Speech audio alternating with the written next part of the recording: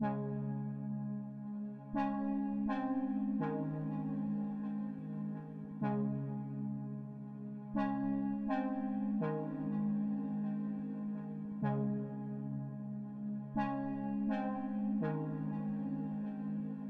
Pidcock was the center of one of the biggest stories in the offseason leading up to 2025, leaving Team Ineos for Q36.5.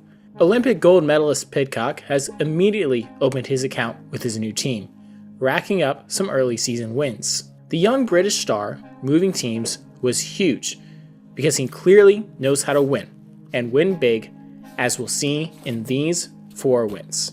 Pidcock's origins truly come from a cyclocross background. Before he was even 18, Sven Nys was trying to side Pidcock to his cross team, and he was being compared to Peter Sagan and Mathieu van der Poel. In 2019, he was the under-23 cross world champion, and then took second at the elite level 1 year later. Pidcock was always very good, but perhaps just one half step behind that of Van der Poel and Van Aert. So, with Van der Poel out with injury and Van Aert focusing on his upcoming road season, it's the perfect opening for Pidcock to take the win in Arkansas. The race itself is very fast, and the course isn't technical by any traditional means, but it looks fun to ride at least. At the end of the second lap, a large group is all together, including Pidcock in second. The Belgians are using their numbers here to apply pressure, working the front, attacking with different riders, seeing what sticks. On a section with rolling hills, one of the Belgians attacks, and Pidcock follows, then catches him. On the next off-camber U-turn, Pidcock simply outmaneuvers everyone, his incredible bike handling skills on display. This opens up a gap, which Pidcock takes full advantage of, absolutely stomping on the pedals with his diminutive frame, an insane power-to-weight ratio. He wins with 30 seconds in hand, and flies across the line. Now, time for the road. Pidcock is in his second year on Ineos Grenadiers, and he had a banner rookie year, finishing a close second at Amstel Gold. 2022 has not gone as well for him, as the classic season was largely a wash. He still got the call from Ineos to start the Tour de France, presumably to both work for Grant Thomas and maybe snatch a stage victory. He has an opportunity for one here on Bastille Day, as he's found himself in the breakaway en route to a summit finish at Alpe d'Huez. Also of note in this breakaway is multiple-time Tour winner Chris Froome. He's a shadow of what he used to be, but there's something special about the old and new of British cycling sharing the spotlight here. Well, it's shared until Pidcock, frustrated with a lack of pace in this group, attacks halfway up the Alpe. He looks back, but no one is closing this gap. He climbs through throngs of fans, etching his name to history. Literally, as his name will be added to the permanent memorial of stage winners on one of the signs lining the climb.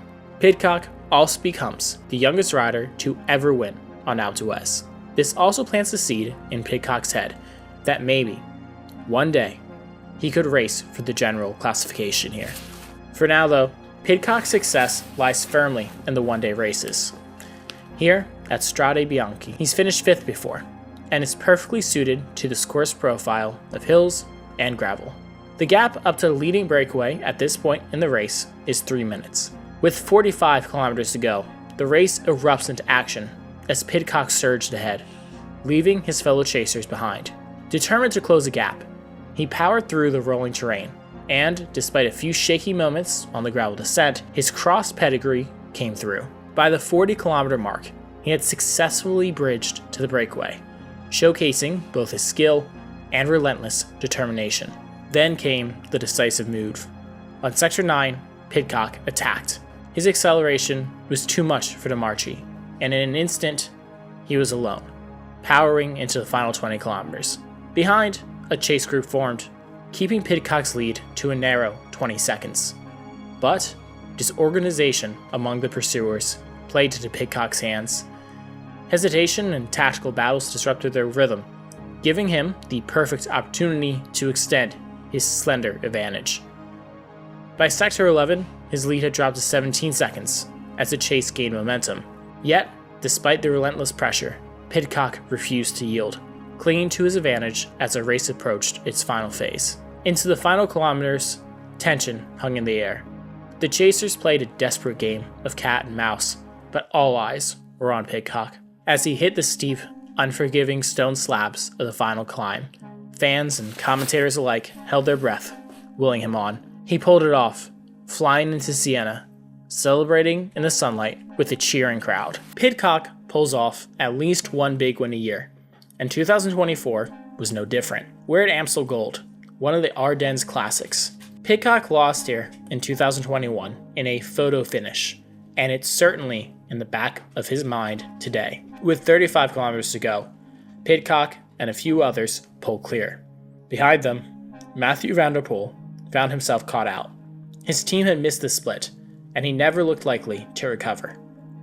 Pidcock attempted to go solo on the final ascent of the Bemelberg, wary of his compromised sprint due to blisters from racing Paris-Roubaix, but he was held back, ensuring a four-man showdown. Inside the final kilometer, Thies Benoot launches a last-ditch attack, but he couldn't break free.